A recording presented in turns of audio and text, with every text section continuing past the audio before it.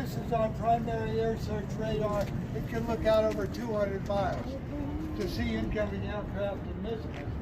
When this ship was first commissioned, it was a straight deck aircraft carrier built during World War II, largely by women, thank you very much, because the men were off fighting the war, so Rosa was making the ship over there in Newport News. But anyway, the ship was built, but it didn't get into the war because it took a little too long. The jet aircraft have an entirely different flight characteristics because jet aircraft are usually larger and heavier and fast.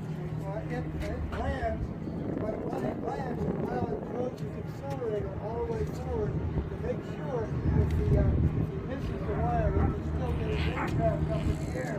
Whereas on propeller-driven aircraft, it's a lot easier to land. And so basically what they had to do, they had to put the ship in overhaul, and they put sitting right next to Miriam is Commander Susan.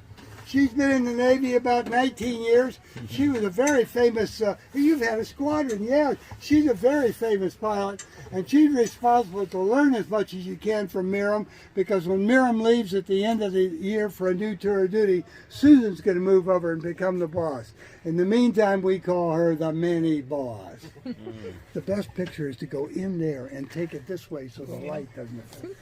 So the boss can be right side up, and the boss looks on there and say, hey, Commander, Lieutenant Galland, if you want to land on this aircraft.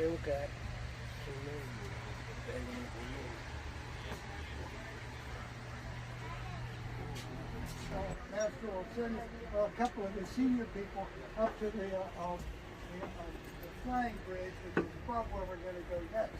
And they'll stand next to a Polaris or a gyro compass, taking bearings on different buoys and lighthouses and things of that nature.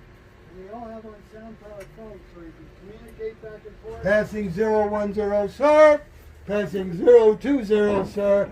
Steady on new course 030, sir. It doesn't happen.